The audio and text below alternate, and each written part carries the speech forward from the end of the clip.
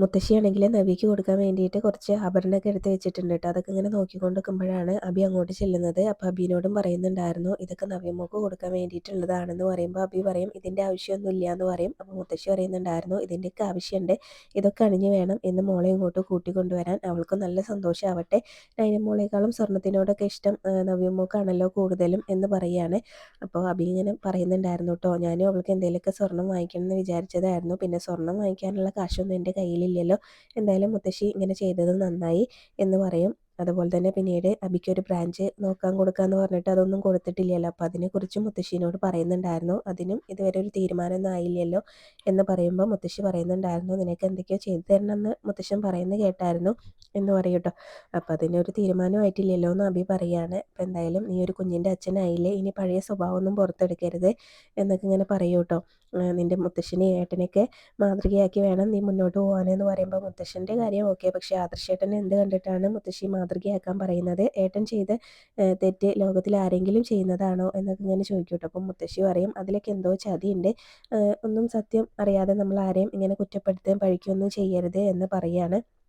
പിന്നീട് എന്തായാലും ആ സ്വർണ്ണമൊക്കെ അബിയുടെ കയ്യിലേക്ക് കൊടുക്കുന്നുണ്ടായിരുന്നു. നീ ഇത് കൊണ്ടുപോയി അവൾക്ക് കൊടുക്കുക എന്ന് പറയാണ്. അപ്പോൾ കൊടുക്കും കാണാതെ ആയിട്ടുണ്ടെങ്കിൽ മുത്തശ്ശി എന്നോടായിരിക്കും ചോദിക്കുക എന്ന് പറയുന്നുണ്ട്. പിന്നീട് ജലജയാണെങ്കിലും പറയുന്നുണ്ടായിരുന്നു ഇത്രയും ദിവസം ഒരു മനസ്സമാധാനം ഉണ്ടായിരുന്നു, നിന്റെ ഭാര്യയുടെ മുഖം കാണേണ്ടിയിരുന്നില്ല, ഇനിയിപ്പോൾ ഇന്ന് തൊട്ട് അതും കാണണമല്ലോ എന്നിങ്ങനെ പറയുമ്പോൾ അബി പറയാണ് നവ്യ ഇങ്ങോട്ട് വരുന്നത് ഇനി ആദർശേട്ടനെ വാഴ്ത്താനല്ല, അതുപോലെ തന്നെ ആദർശേട്ടൻ്റെ മേലെ ചെളി തെറിച്ച് കഴിഞ്ഞല്ലോ എന്നൊക്കെ ഇങ്ങനെ പറയുകയാണ് കേട്ടോ. അപ്പോൾ ഞാൻ വിചാരിക്കുന്ന പോലെയൊക്കെ കാര്യങ്ങൾ ഇവിടെ നടക്കുകയാണെങ്കിൽ ഈ കുടുംബത്തിനകത്ത് തന്നെ ഒരു ചേരിതിരിവ് ഉണ്ടാവും, അപ്പോൾ ഈ തറവാട് വെട്ടിമുറിച്ചാലും നമുക്ക് തന്നെയാണ് ലാഭം കിട്ടാൻ പോകുന്നത് എന്നൊക്കെ ഇങ്ങനെ പറയൂ കേട്ടോ. അതുമാത്രമല്ല പിന്നീട് അബിയാണെങ്കിൽ അബീനോട് ജലജ ചോദിക്കുന്നുണ്ടായിരുന്നു അപ്പം നീ ആത്മാർത്ഥമായിട്ടല്ലേ നവ്യനെ സ്നേഹിക്കുന്നത് എന്ന് ചോദിക്കുമ്പോൾ അബി പറയാണ് എൻ്റെ മനസ്സിൽ വലിയൊരു തിരയുണ്ട്, അത് ഒരിക്കലും ആഞ്ഞടിക്കും, അതുകൊണ്ട് അമ്മ എത്രയും മാത്രം ഇപ്പം അറിഞ്ഞാൽ മതി, ഇപ്പം നടക്കുന്നതെല്ലാം നല്ലതിനാണെന്ന് മാത്രം അറിഞ്ഞാൽ മതി എന്നിങ്ങനെ അബി പറയാണ്. പിന്നീട് ഒരു മാല എടുത്ത് ജലജ കയ്യിൽ പിടിച്ചിട്ടുണ്ടായിരുന്നു, അതൊക്കെ ജലജയുടെ കയ്യിൽ നിന്ന് വാങ്ങിക്കുന്നുണ്ട് കേട്ടോ അബി. ആ മാല ഇങ്ങോട്ട് തന്നേന്ന് പറഞ്ഞിട്ട് അത് വാങ്ങിച്ചുകൊണ്ട് അവിടെ നിന്ന് പോകുന്നുണ്ടായിരുന്നു. പിന്നീട് നയനയാണെങ്കിലും വിളക്കൊക്കെ തുടച്ച് വെച്ചുകൊണ്ട് നിൽക്കുകയാണ് കേട്ടോ. അപ്പോൾ മുത്തശ്ശി അവിടേക്ക് വന്നിട്ട് പറയുന്നുണ്ടായിരുന്നു മോൾക്ക് പോകാനുള്ളതല്ലേ ബാക്കിയെല്ലാം ഞാൻ ചെയ്തോളാം എന്ന് പറയും. അപ്പോൾ ജലജി മുത്തശ്ശിയുടെ പിറകെ വരുന്നുണ്ട് കേട്ടോ. അപ്പോൾ ജലജ പറയും അധികം ഒരുക്കൊന്നും വേണ്ട, നിൻ്റെ അച്ഛനും അമ്മയും ഇന്ന് ഇങ്ങോട്ട് വരുന്നുണ്ടല്ലോ, ഇനിയിപ്പോൾ അവർ വന്നിട്ട് എങ്ങനെയാണ് തിരിച്ചു പോകുന്നതെന്നൊന്നും പറയാൻ പറ്റില്ലല്ലോ എന്ന് പറയുമ്പോൾ അതെന്താ നീ അങ്ങനെ പറഞ്ഞത് എന്നിങ്ങനെ മുത്തശ്ശി ചോദിക്കുകയാണ്. അതല്ല ഇവിടെ ഒരു കുട്ടിഭൂതം വന്നിട്ടുണ്ടല്ലോ എന്ന് പറയും കേട്ടോ. അപ്പോൾ മുത്തശ്ശിക്ക് പെട്ടെന്ന് അങ്ങ് കാര്യം മനസ്സിലാവുന്നില്ല. പിന്നെ ചന്തുമോളുടെ കാര്യം ഓർമ്മയായിട്ട് ഇങ്ങനെ ആ ചെറിയ കുട്ടീനെ ഭൂതം എന്ന് വിളിക്കുന്നത് നിന്നെ പിന്നെ എന്താ വിളിക്കുക എന്നൊക്കെ ഇങ്ങനെ ജലജേനോട് ചോദിക്കുകയാണ് കേട്ടോ. അപ്പോൾ എന്തായാലും ആദർശിൻ്റെ ഈ കാര്യമൊക്കെ അറിഞ്ഞു കഴിയുമ്പോൾ കനകയും ഗോവിന്ദനും എങ്ങനെയാണ് പെരുമാറുക എന്നൊന്നും അറിയില്ലല്ലോ, അതിനെക്കുറിച്ചാണ് ജലജ പറഞ്ഞുകൊണ്ടിരിക്കുന്നത്. അപ്പോൾ അതുപോലെ തന്നെ നൂലുകെട്ടിനെ നീ അവിടെ ചെന്ന സമയത്ത് നീ ഒളിഞ്ഞും മറിഞ്ഞൊക്കെ ഓരോന്ന് പറയാൻ ശ്രമിച്ചതൊക്കെ നവ്യമോള് വിളിച്ചപ്പോൾ പറഞ്ഞായിരുന്നു എന്ന് പറയൂ കേട്ടോ. അപ്പോൾ നൈനി മുത്തശ്ശീനോട് പറയുന്നുണ്ടായിരുന്നു അതെ അപ്പച്ചിക്ക് ഇങ്ങനെ സത്യം വിളിച്ച് പറയാനായിട്ട് ഭയങ്കര ബുദ്ധിമുട്ടായിരുന്നു എന്ന് പറയൂ കേട്ടോ. അപ്പോൾ അതുപോലെ തന്നെ ജലജ പറയുന്നുണ്ടായിരുന്നു ഞാൻ ഇത്രയും ദിവസം സത്യം മറച്ചു പിടിച്ചില്ലേ, നീയൊക്കെ ആണെങ്കിൽ അതെപ്പോഴേ വിളിച്ചു പറഞ്ഞേനെ എന്ന് പറയുമ്പോൾ അധികം സത്യം വിളിച്ച് പറയാൻ നിൽക്കണ്ട, അങ്ങനെയാവുമ്പോൾ എനിക്കും കുറച്ച് സത്യങ്ങളൊക്കെ വിളിച്ച് പറയാനുണ്ട് എന്നിങ്ങനെ നൈനയും പറയുകയാണ്. പിന്നീട് അത് മാത്രമല്ല മുത്തശ്ശിയാണെങ്കിലും പറയുന്നുണ്ടായിരുന്നു നീ ആവശ്യമില്ലാത്ത വാക്കുകളും സംസാരമൊന്നും അവിടെ ചെന്നിട്ട് സംസാരിക്കേണ്ട, മോളുടെ അച്ഛനെയും അമ്മേനെയും ഇങ്ങനെ വിഷമിപ്പിക്കരുത് എന്നൊക്കെ പറഞ്ഞു കൊടുക്കുന്നുണ്ട് കേട്ടോ ജലജേനോട്. പിന്നെ മുത്തശ്ശിയാണെങ്കിലും പറയുന്നുണ്ടായിരുന്നു ഇത്രയും വലിയൊരു പ്രശ്നം ഉണ്ടായിട്ടും ആദർശിൻ്റെ കൂടെ തന്നെ നൈന നിൽക്കുന്നുണ്ടല്ലോ, അപ്പോൾ അതിൻ്റെ പേരിൽ അവിടെ ഒരു വഴക്കുണ്ടായില്ലല്ലോ, അതിൻ്റെ ബുദ്ധിമുട്ടാണ് ജലജയ്ക്ക് എന്ന് പറയുമ്പോഴും നൈന പറയുന്നുണ്ടായിരുന്നു ആദർശേട്ടനല്ലേ തെറ്റ് ചെയ്തത്, ഞാനങ്ങ് സഹിച്ചോളാം എന്ന് പറയട്ടെ. അപ്പോൾ ജലജ പറയും ഇവളുടെ ഉന്നം വേറെയാണ് എന്ന് പറയട്ടെ. അപ്പോൾ ഇനിയിപ്പോൾ എന്തായാലും അപ്പച്ചി എൻ്റെ ഉന്നം എന്താണെന്ന് പറഞ്ഞിട്ട് പോയാൽ മതി എന്ന് പറയുമ്പോൾ ഞാൻ എന്തിനാ നിൻ്റെ മനസ്സിലുള്ളത് പറയുന്നത് പറഞ്ഞിട്ട് അവിടെ നിന്ന് അങ്ങ് പോകും കേട്ടോ. പിന്നീട് നമ്മുടെ മുത്തശ്ശനാണെങ്കിൽ ചന്തുമോൾക്ക് കഥ പറഞ്ഞു കൊടുക്കുകയാണ് കേട്ടോ. അപ്പോഴാണ് ദേവയാനി അവിടേക്ക് വരുന്നത്. ദേവയാനി വന്നിട്ട് ചോദിക്കുന്നുണ്ടായിരുന്നു ഇന്ന് നവ്യയുടെ അച്ഛനും അമ്മയ്ക്കും ഇങ്ങോട്ട് വരുന്നുണ്ടല്ലോ, അപ്പോൾ അവരുടെ മുന്നിലേക്ക് ഇവളെ ഇറക്കി വിടാനാണോ അച്ഛൻ തീരുമാനിച്ചിരിക്കുന്നത് എന്ന് ചോദിക്കും. അപ്പോൾ ചന്തുമോളോട് മോള് പോയി കളിച്ചോട്ടോ എന്ന് പറഞ്ഞിട്ട് മോളെ അവിടെ നിന്ന് അങ്ങ് പറഞ്ഞയക്കും കേട്ടോ. അപ്പോൾ അത് ചെറിയ കുട്ടി 5 വയസ്സായെങ്കിലും അതിന് നമ്മൾ പറയുന്നതൊക്കെ മനസ്സിലാവും, മോളുടെ മുന്നിൽ നിന്ന് ഇങ്ങനെയുള്ള സംസാരമൊന്നും വേണ്ട ദേവയാനി എന്ന് പറയും കേട്ടോ. അപ്പോൾ ദേവയാനി പറയുന്നുണ്ടായിരുന്നു എനിക്കിപ്പോൾ ചന്തുമോളോട് വലിയ ദേഷ്യമൊന്നുമില്ല, ഞാൻ ന്യായമുള്ള കാര്യമല്ലേ അച്ഛാ ചോദിച്ചത് എന്നിങ്ങനെ പറയും കേട്ടോ. അപ്പം മുത്തശ്ശൻ പറയുന്നുണ്ടായിരുന്നു, വസുന്ധര പറഞ്ഞത് മോളെ അവരുടെ മുന്നിൽ നിന്ന് മറച്ചു വെക്കാം എന്നുള്ളതാണ്. പക്ഷേ എനിക്കതിനോട് യോജിപ്പൊന്നുമില്ല. അയാളുടെ ഇഷ്ടം അങ്ങനെയാണെങ്കിൽ അതന്നെ നടക്കട്ടെ എന്ന് പറയാണ് കേട്ടോ. ചന്തുമോളെ അവരുടെ മുന്നിൽ നിന്ന് മറച്ചു വെക്കാനുള്ള ഒരു തീരുമാനമാണ് മുത്തശ്ശി പറഞ്ഞിട്ടുള്ളത്. അപ്പം മുത്തശ്ശൻ അയാളുടെ ഇഷ്ടം അങ്ങനെയാണെങ്കിൽ അങ്ങനെ നടക്കട്ടെ എന്ന് പറയുന്നുണ്ട്.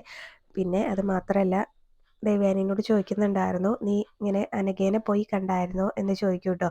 അപ്പോൾ ഞാനെന്തിനാ അവളെ പോയി കാണുന്നത്, അതിൻ്റെ ആവശ്യമില്ല എന്നാണ് ദേവയാനി പറയുന്നത്. അപ്പോൾ മുത്തശ്ശൻ പറയുന്നുണ്ടായിരുന്നു, നീ അവളെ ഒന്ന് പോയി കാണണം, അപ്പോൾ നിനക്ക് കുറച്ചുകൂടെ കാര്യങ്ങൾ മനസ്സിലാവും.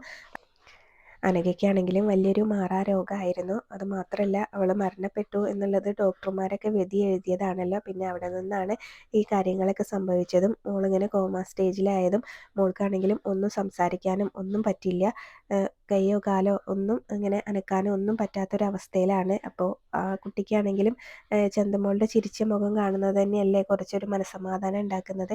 അപ്പോൾ അത്രയെങ്കിലും നമ്മൾ ചെയ്തു കൊടുക്കണ്ടേ എന്നൊക്കെ ഇങ്ങനെ പറയുകയാണ് കേട്ടോ. അപ്പോൾ ദേവയാനി പറയുന്നുണ്ടായിരുന്നു, ഈ ഒരു സംഭവം അറിഞ്ഞതിന് ശേഷം അതുപോലെ തന്നെ ജലജയും അതുപോലെ തന്നെ ജാനകിയൊക്കെ എന്നെ ആദർശിനെയും താറടിക്കാനൊക്കെ ശ്രമിക്കുന്നുണ്ട് എന്ന് പറയുമ്പോൾ, ഞാനങ്ങനെ എൻ്റെ കൊച്ചുമോനെ താറടിക്കുകയെ അവൻ തെറ്റ് ചെയ്തതെന്ന് പറയുക എന്തെങ്കിലും ഒന്ന് ചെയ്തിട്ടുണ്ടോ, അവൻ എൻ്റെ കൂടെ നിർത്തിയല്ലേ ചെയ്തിട്ടുള്ളൂ എന്നൊക്കെ ഇങ്ങനെ മുത്തശ്ശൻ പറയാണ് കേട്ടോ. അപ്പോൾ ആദർശ് തെറ്റ് ചെയ്തതെന്ന് ഞാനിപ്പോഴും ഇങ്ങനെ വിചാരിക്കുന്നില്ല എന്ന് തന്നെയാണ് മുത്തശ്ശൻ പറയുന്നത്.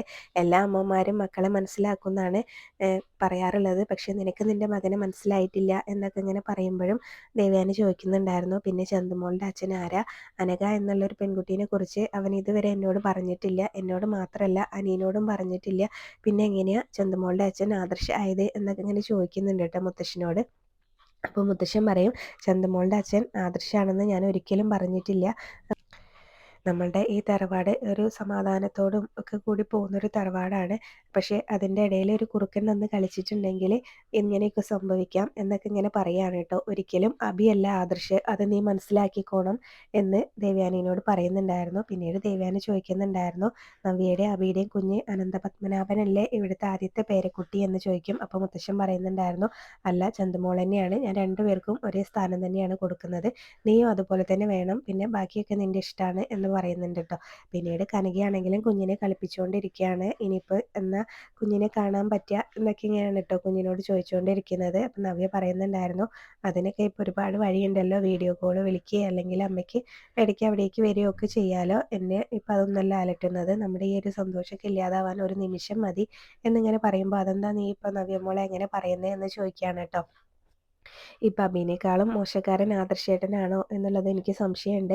ഇപ്പം നയനേനെ പോലെ ഇങ്ങനെ സഹിച്ച് നിൽക്കുന്ന ഒരു പെൺകുട്ടീനെ ഞാൻ എൻ്റെ ജീവിതത്തിൽ കണ്ടിട്ടില്ല എന്നൊക്കെ നവ്യ പറയുമ്പോൾ, അത് നിനക്ക് ഇപ്പോഴാണോ മനസ്സിലാവുന്നത്, മോള് സ്നേഹിക്കുന്നവർക്ക് വേണ്ടിയിട്ട് എന്ത് സഹിക്കും എന്നൊക്കെ ഇങ്ങനെ പറയുമ്പോൾ, എന്നാലും ഇത്രയ്ക്കൊന്നും സഹിക്കേണ്ട ആവശ്യമില്ല, സഹിക്കുന്നതിനൊക്കെ ഒരു പരിധിയുണ്ട്, ഇങ്ങനെ സഹിച്ചു കൊടുത്താൽ നമ്മുടെ തലയിൽ കയറി നിറങ്ങും ചില ആളുകൾ എന്നൊക്കെ ഇങ്ങനെ പറയുകയാണ് കേട്ടോ. അപ്പോൾ അവളാണെങ്കിലും ആദർശേട്ടനെ ഹൃദയം കൊണ്ടാണ് സ്നേഹിക്കുന്നത്. ആദ്യം അവരെ കീരിയും പാമ്പൊക്കെ ആയിരുന്നു, പക്ഷേ ഇപ്പോൾ അങ്ങനെയല്ല, അവളിപ്പോൾ ഹൃദയം കൊണ്ടാണ് ആദർശേട്ടനെ സ്നേഹിക്കുന്നത്. പക്ഷേ ആ സ്നേഹം അയാൾ അതുപോലെ തന്നെ തിരിച്ചു കൊടുക്കുന്നുണ്ടോയെന്ന് എനിക്ക് നല്ല സംശയമാണെന്നൊക്കെ പറയുമ്പോഴും കനയ്ക്ക് ഭയങ്കര സംശയം. ഇപ്പോൾ നീ ഇങ്ങനെ ആദർശിനെ ഇങ്ങനെ എന്തൊക്കെയോ കുറ്റപ്പെടുത്തി സംസാരിക്കുന്നുണ്ടല്ലോ, ആദർശിനോട് നിനക്ക് എന്തോ ഒരു വെറുപ്പുള്ളത് എനിക്ക് തോന്നി, എന്താ അതിന് കാരണം, എന്തൊക്കെയോ ആദർശിൻ്റെയും നയനമോളുടെ ഇടയിൽ നടക്കുന്നുണ്ടല്ലോ എന്നൊക്കെ പറയുമ്പോൾ, ഞാനിന്നിപ്പോൾ തിരിച്ചു പോവല്ലേ, അതുകൊണ്ട് അവരൊക്കെ ഇപ്പോൾ ഇങ്ങോട്ട് വരും, അമ്മ അങ്ങോട്ട് ചെല്ല് എന്നൊക്കെ പറഞ്ഞിട്ട് കനകേനെ അവിടെ നിന്ന് പറഞ്ഞയക്കുകയാണ് കേട്ടോ. അപ്പോഴേക്കും നവ്യനെ കൊണ്ടുപോകാനായിട്ട് അനന്തപുരിയിൽ നിന്ന് എല്ലാവരും എത്തിയിട്ടുണ്ട്. അപ്പോൾ ആദർശ് വന്നിട്ടില്ല കേട്ടോ. അപ്പം ഗോവിന്ദനാണെങ്കിലും അപ്പോൾ ആദർശ് വന്നില്ലേ എന്ന് ചോദിക്കും. അപ്പോൾ ജാനകി പറയുന്നുണ്ടായിരുന്നു, ഇന്ന് ഞങ്ങളുടെ കൂടെ വരാൻ അവനൊരു ബുദ്ധിമുട്ട് എന്നിങ്ങനെ പറയും. അപ്പോൾ അതെന്താ, ഇങ്ങനെ അവിടുത്തെ മൂത്ത കൊച്ചുമോൻ ഇങ്ങനെ ആദർശ് മോനാണല്ലോ, അപ്പോൾ അവനൊരു കുഞ്ഞില്ലാത്തതിൻ്റെ വിഷമമാണോ എന്ന് ചോദിക്കുമ്പോൾ, ഏയ് അങ്ങനെയുള്ള വിഷമമൊന്നും ഇനിയിപ്പോൾ അവനുണ്ടാവുമെന്ന് തോന്നുന്നില്ല എന്നിങ്ങനെ ജലജ പറയാണ് കേട്ടോ.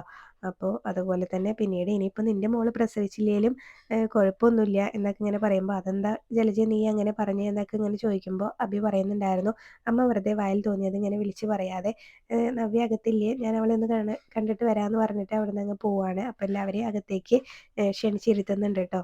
അപ്പോൾ അത് മാത്രമല്ല പിന്നീട് അകത്തിരിക്കുമ്പോഴും ആദർശിൻ്റെ കാര്യം തന്നെയാണ് ചോദിക്കുന്നത്. ആദർശൻ മോന് എന്തൊക്കെയോ വിഷമമുള്ളതുപോലെ തോന്നി അന്ന് നൂലുകെട്ടിൻ്റെ അന്നും എന്തെങ്കിലും വിഷമമുണ്ടോ എന്നൊക്കെ ഇങ്ങനെ ചോദിക്കും കേട്ടോ ദേവയാനീനോട്. അപ്പോൾ ദേവയാനി പറയുന്നുണ്ടായിരുന്നു അതൊക്കെ നിങ്ങളെന്തിനാ എന്നോട് ചോദിക്കുന്നത്, ഇവളോട് ചോദിക്കുക എന്നിങ്ങനെ പറയും. അപ്പോൾ നയനയോട് ചോദിക്കുക കേട്ടോ. അപ്പോൾ നയന പറയുന്നുണ്ടായിരുന്നു ആദർശേട്ടന് അങ്ങനെ ഒരു വിഷമമൊന്നുമില്ല, ഇപ്പോൾ ഞങ്ങൾ നവ്യേച്ചിനെ കൊണ്ടുപോകാനല്ലേ വന്നത്, അപ്പോൾ ഞങ്ങൾക്ക് കഴിക്കാനും കുടിക്കാനും ഒന്നും ഇല്ലേ എന്ന് ചോദിക്കുമ്പോൾ അത് ശരിയാണല്ലോ, നീ എന്താ കനകയെ അവർക്ക് കഴിക്കാനൊന്നും എടുക്കാത്തത് എന്ന് പറയുമ്പോൾ ഞാനിപ്പോൾ എടുത്തിട്ട് വരാമെന്ന് പറഞ്ഞിട്ട് കനക അവിടുന്ന് പോവാണ് കേട്ടോ. പിന്നീട് ഗോവിന്ദനോട് ഒക്കെ ചോദിക്കുന്നുണ്ടായിരുന്നു അപ്പോൾ നിങ്ങൾ ഞങ്ങളുടെ കൂടെ വരുന്നില്ലേ എന്ന് ചോദിക്കും കേട്ടോ. അപ്പോൾ അവരെ കൂടെ ചെന്നാലല്ലേ അവിടെ എന്തെങ്കിലുമൊക്കെ നടക്കുള്ളൂ. അപ്പം അതിന് അങ്ങനെ ഒരു ചോദ്യം ചോദിക്കുന്നുണ്ട്. ഗോവിന്ദനാണെങ്കിലും നവ്യനെ കൊണ്ടാക്കാൻ വരുന്നുണ്ട് എന്ന് പറയുമ്പോൾ ജാനകിക്കും ജലജയ്ക്കൊക്കെ സന്തോഷമാവുന്നുണ്ട് കേട്ടോ. അപ്പോൾ ജലജ പറയുന്നുണ്ടായിരുന്നു വരട്ടെ എന്ന് പറയും. അപ്പോൾ ഗോവിന്ദൻ ഇവർ രഹസ്യം പറയുന്നത് കാണുമ്പോൾ ചോദിക്കുന്നുണ്ട് എന്താ രണ്ടുപേരും കൂടെ ഒരു രഹസ്യം എന്ന്. അല്ല എൻ്റെ കൊച്ചുമോനെ അവിടേക്ക് വന്നാൽ ഇനിയിപ്പോൾ അവിടെ കളിപ്പിക്കാനൊക്കെ ആളുണ്ട് എന്നിങ്ങനെ പറയുമ്പോൾ ഗോവിന്ദൻ ചോദിക്കും അതാരാന്ന് കേട്ടോ. അപ്പം അതിനാകെ ടെൻഷൻ അടിച്ച് നിൽക്കുന്നത് കാണിച്ചുകൊണ്ടാണ് ഇന്നത്തെ എപ്പിസോഡ് അവസാനിച്ചിട്ടുള്ളത്.